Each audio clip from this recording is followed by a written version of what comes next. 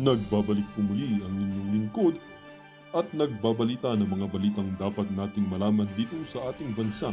Ito ang Balitang Pambansa.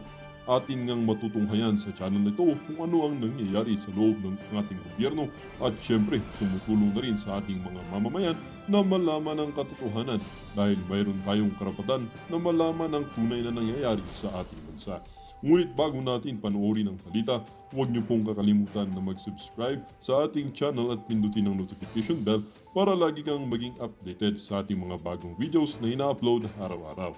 At sa ating mga solid viewers naman dyan ay maraming salamat naman po sa walang sawang pagsuporta.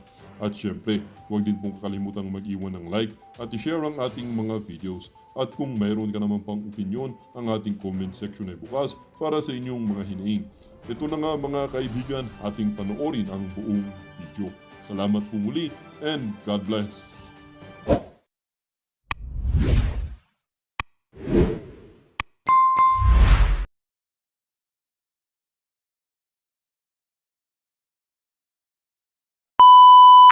Kakampi namin kayo, AFP-PNP. Na? Wala akong ino-order na upakan kayo. Ayaw namin magkaupakan tayo. Neutral lang kami. Neutral lang kami. Pero wag na wag ninyo kaming bibirahin. Sinasabi na sa inyo eh. Puta na, kakampi namin taong bayan, dami namin. Kaya nga, wag na wag. No? Kaya kayo, mga AFP-PNP, lumagay kayo sa hulog. Lumagay kayo sa hulog. Hindi pwede yung ganyang asal na alam nyo ng mali, edi kinukonsente nyo pa yung mali. Ano ang po siya? Magkaalaman tayo, gusto nyo? Ubusan tayo kung gusto nyo. Nasabi lang ang walang bastusan eh. Babastusin nyo kami. Huwag nyo kami pilitin na kami tumayo. Pinababayaan nga namin si Inday na tumayo eh. Naaya lang namin, mga Duterte, tumayo. No? Kayo, mga Marcos, sinasabi namin na para makatapos ng term, good governance lang ang sagot eh. Pangapopol. Pero wag nyo kaming popwersa na kumilos kami mismo. Putang. Sorry ha. Kasi pagka kami kumilos, sasagasaan namin kayo. Mamatayan kami. Iba kaming mga commander. Alam namin kung paano malagasan ng tao. Alam namin kung paano mission-oriented kami ng mga commander. Hindi kami laking opisina. Putang ano yun.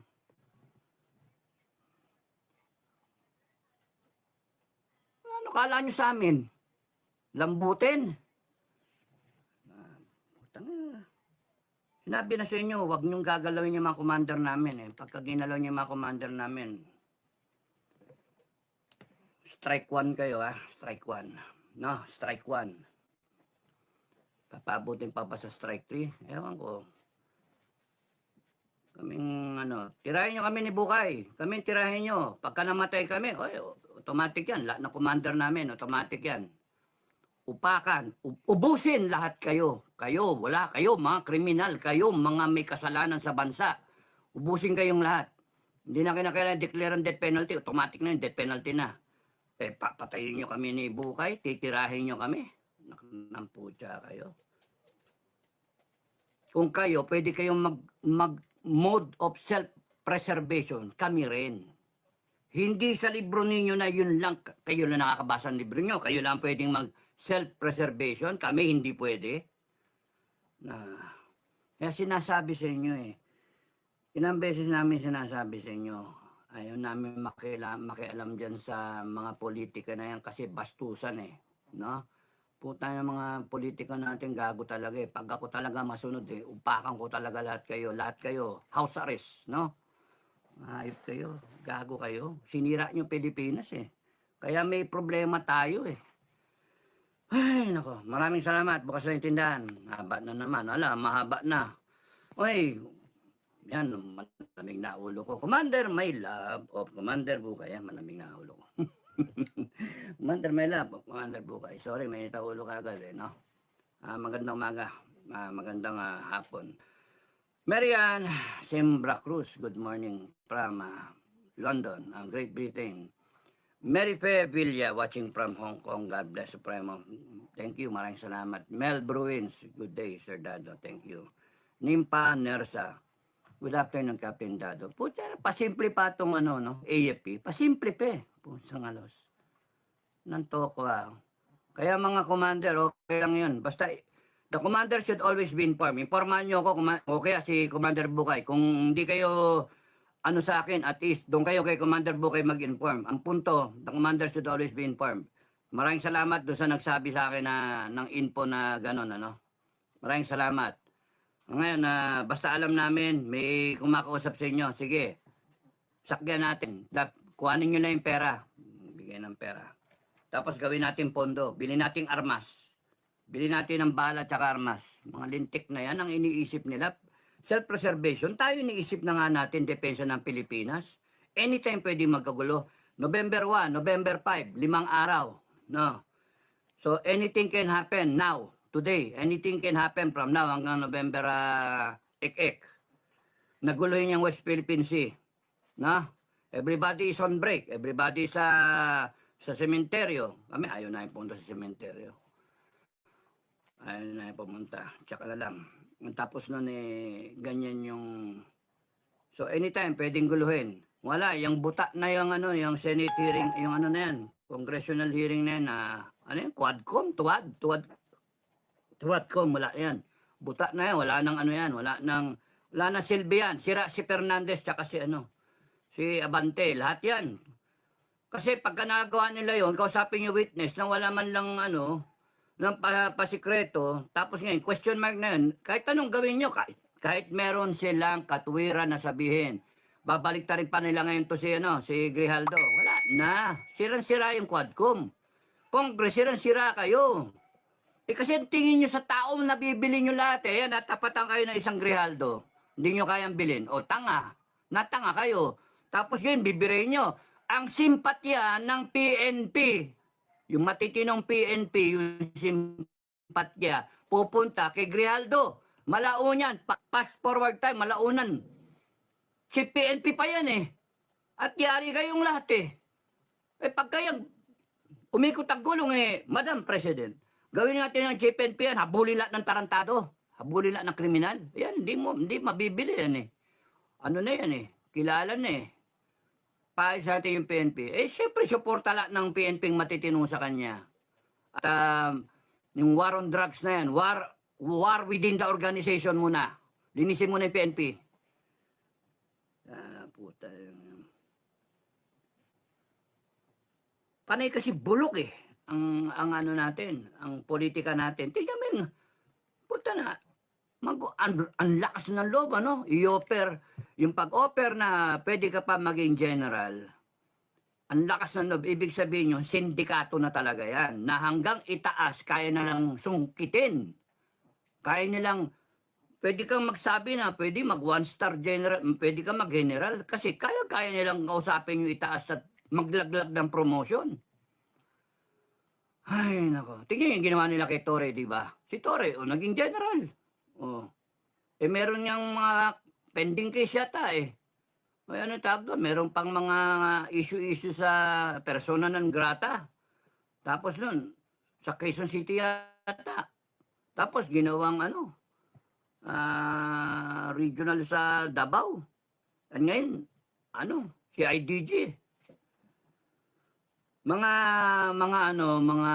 kabaro, mga NP, AFP, PNP, at mga kababayan, at mga politiko, iikot din ang gulong. Kahit anong gawin nyo, iikot ang gulong. Hindi pwedeng forever and ever kayo nasa gloria. Ang masama dyan, the longer it takes na umikot ang gulong, the more unforgiving ang taong bayan. Kaya ako natatakot para sa inyo. Tatakot ako para sa inyo kasi pagka ang tao, ang nakakatakot dyan, sinasabi ko na nga sa inyo, AFP, PNP, kami hindi makikialam dyan. Hahawin pa nga namin na ganyan, hawain namin, kami yung tatayong gitna Pagka yung kababayan natin, nagsitayuan at nag-armas silang lahat, putang ina, anong martial law declare ninyo? Wala, di pa naniniwala sa martial law yung taong bayan. Mag-armas. Kasi sa sobrang kurakot, sa sobrang politika, sa sobrang inis ba, no? Natatakot na yung taong bayan sa droga. May mga kinikidnap, hindi ka na makalabas ngayon. Takot na yung tao, kaya nga mag-aarmas yan, sigurado. Mag-aarmas yan. Nawawala na ng nawawala na sila ng tiwala sa inyo. Yun yung iniiwasan namin, AFP-PNP. Ayaw namin mawala. Kaya nga kami, halos lumitaw yung mga gilagid namin, litid namin. Kakadepensa sa inyo. Iba, ang daming vlogger nagsasabi, mga bayaran kayo eh. Tanginang kami, and this is what we get for defending you. Tatratuhin nyo pa kaming kalaban, mga hinayo pa kayo. Mali naman yun. No? And you do not get my goat. Masama akong magalit. Tanginang baka ng inang hayop kayo, hinayo pa kayo. Masama akong magalit, mga kabaro.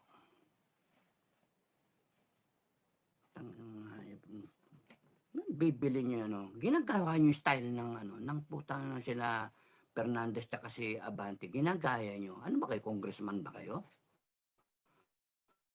Ginagayahin niyo, no? Bibilin niyo yung kasama namin? Gagawin niyong general? Putang hayop kayo. Nagaya niyo style eh.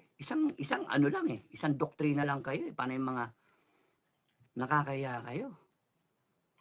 Kaya, mga commander ingat kayo kasi alam ko na iniisip ko na yan na dadating tayo sa punto na sa takot nila yan. It is an indication na tatakot sila sa atin. Kaya, they will try na pang mga anay kukuhanin yung haligi.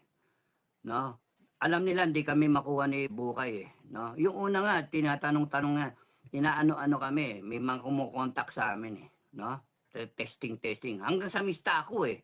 No? Mga testing eh. Pati si Bukay, yung mga kabagang niya sa serbisyo. Natawag-tawagan, hindi namin pinapansin. Tinatawanan lang namin.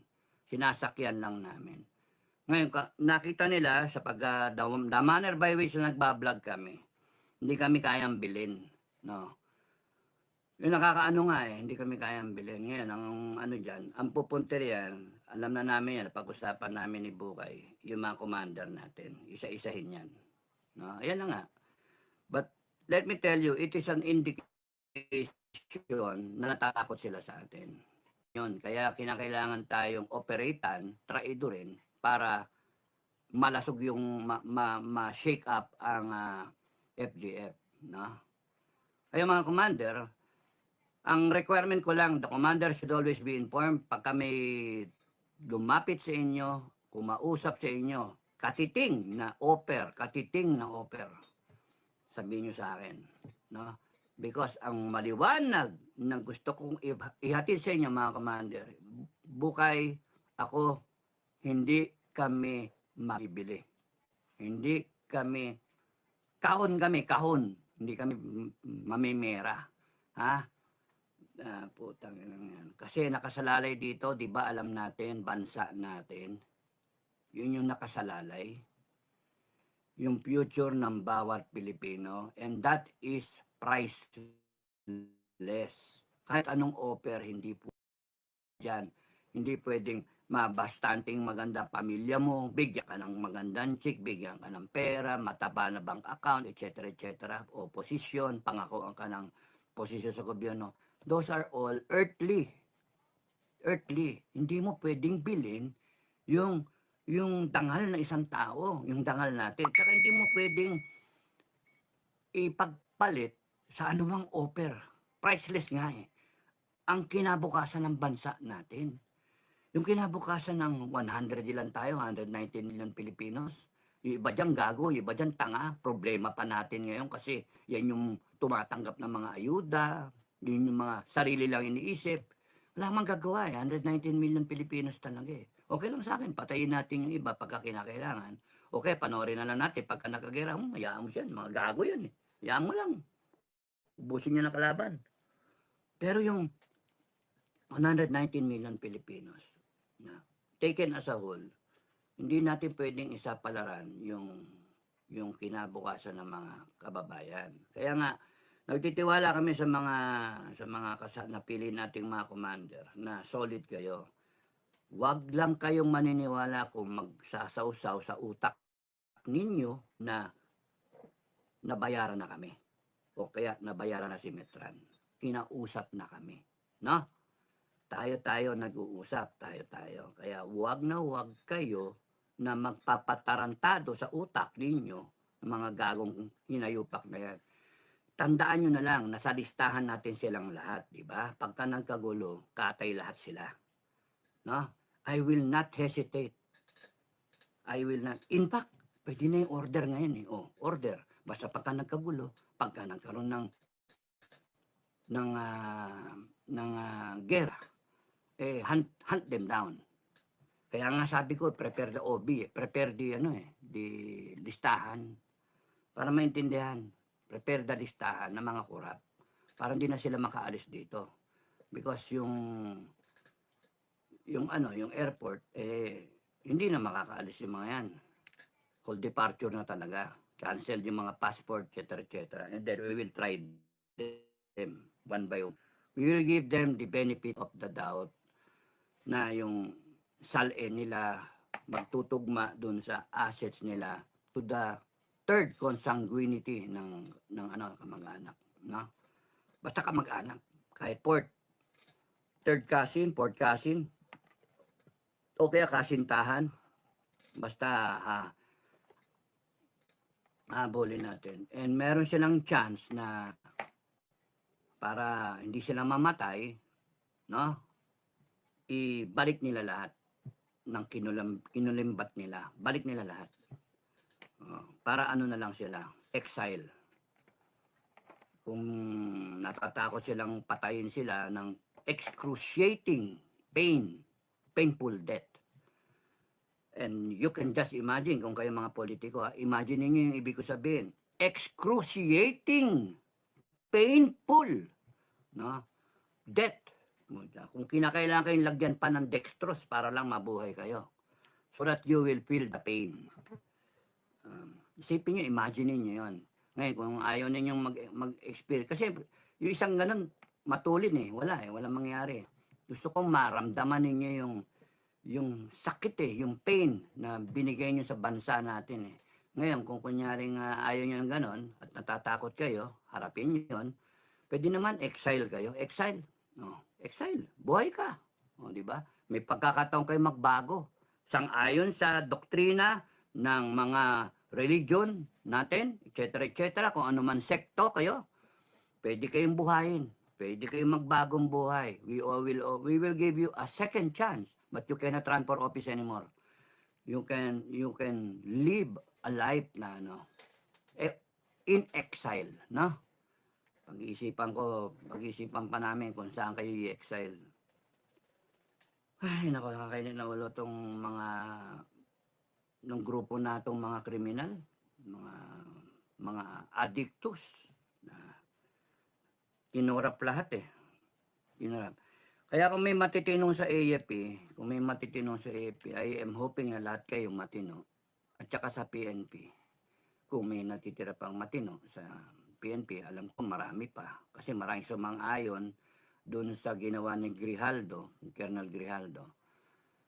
Ay, magbuklod-buklod kayo, sama-sama, na magagaling, na alamin nyo ang next step.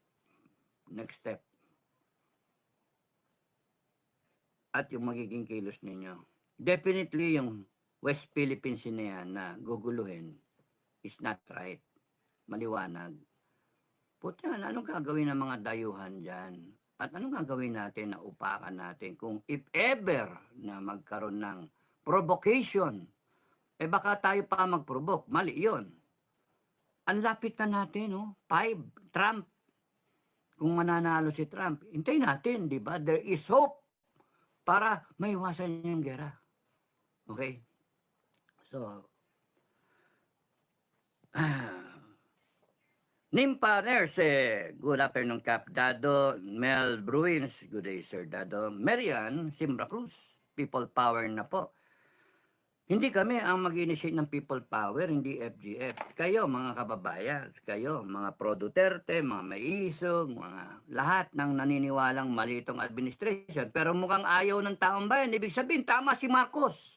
Tama ang Congress, tama ang Senado, tama lahat. May tama sa utak, no?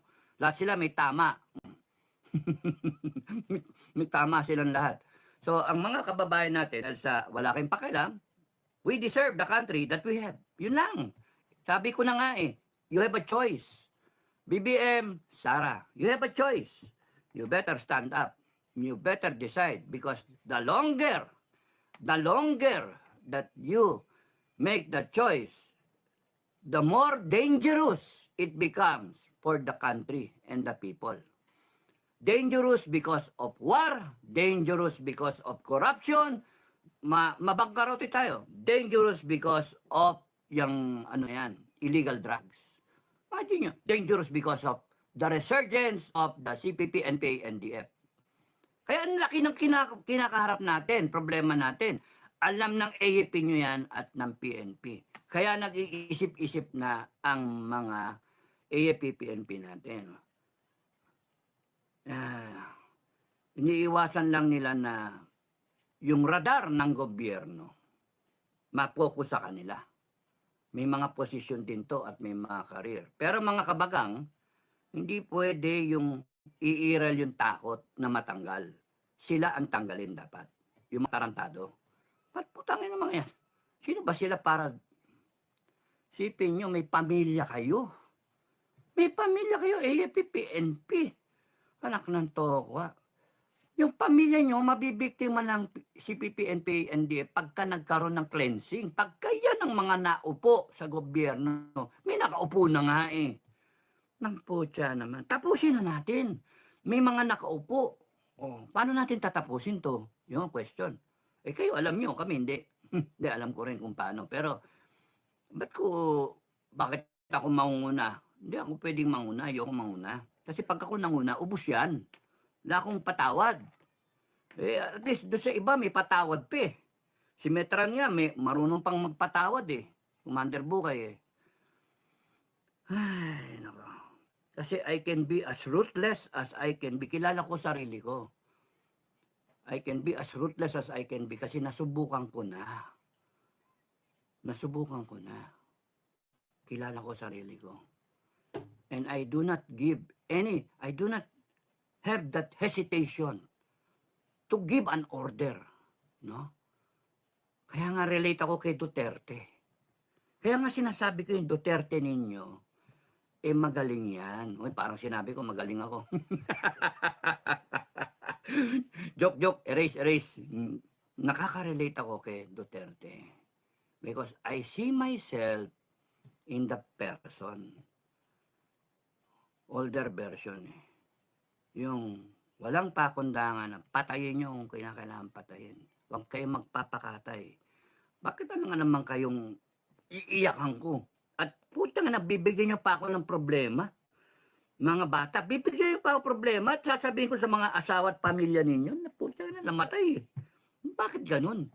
Yung kalabang kasi Huwag kayong magpapauna. That's the Duterte style Bibigyan nyo pa ang problema na tapos huwag kayong gagawa ng kalokohan. Ganun yung commander.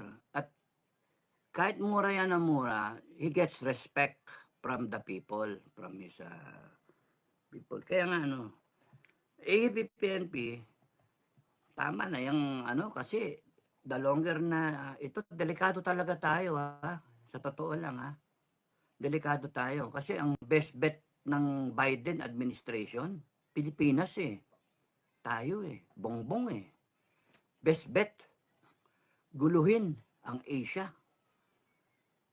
Naknampo siya. And then kung may tama yung intel, o yung panaginip na lang, tama yung panaginip, may may mga pumapasok dyan sa West Philippine Sea na taga-ibang bansa. Ano yan, ipoprovoke ninyo? Kung mag-hesitate ang Pilipinas, ang AFP natin, ang aasahan nyo, ibang bansa, para i-provoke. Oy! That's why, Proclamation number 5. Yun yung topic natin. Proclamation 5, 6, 7. Proclamation number 5. Advertisement. Proclamation number 5, People's Proclamation number 5 is about a declaration of state neutrality related. Why do I like to have a proclamation, People's Proclamation ng state neutrality? Kasi gusto kong maliwanag sa buong mundo, sa lahat ng Pilipinas, ayaw namin ng gera.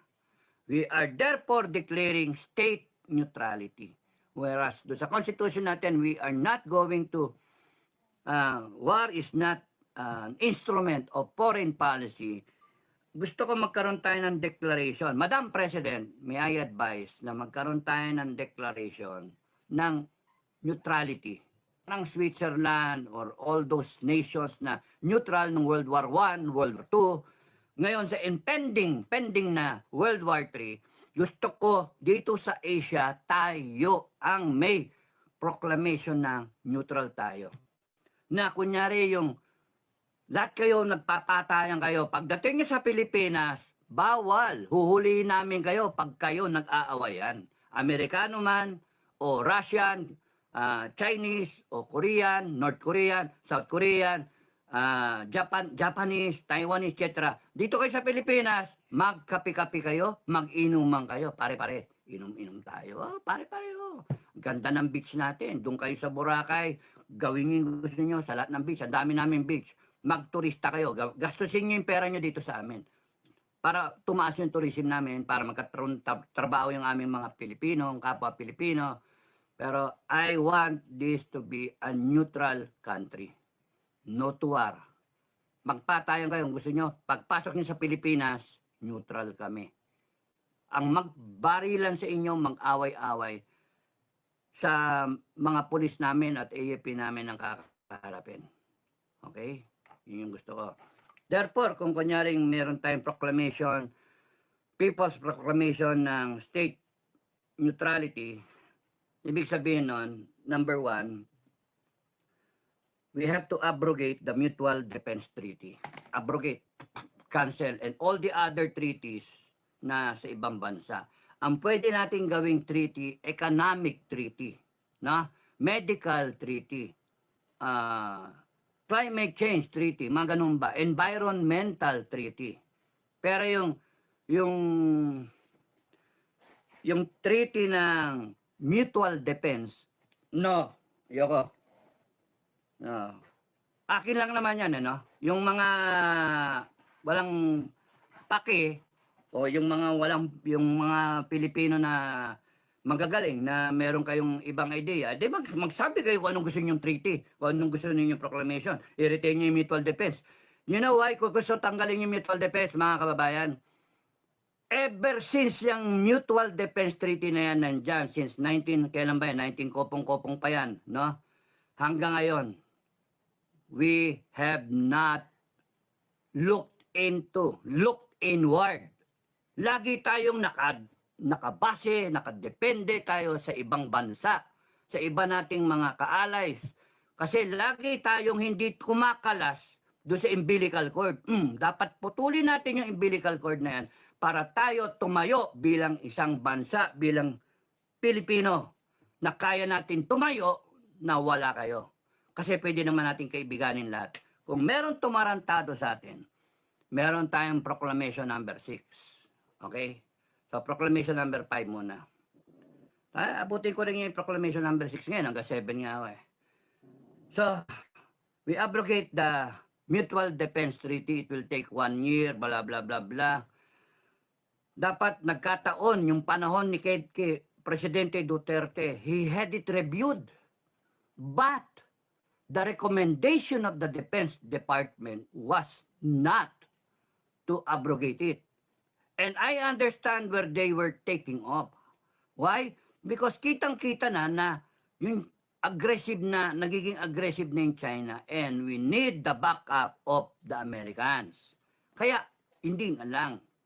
No, hindi na lang. Tanggalin. Pero sa akin, out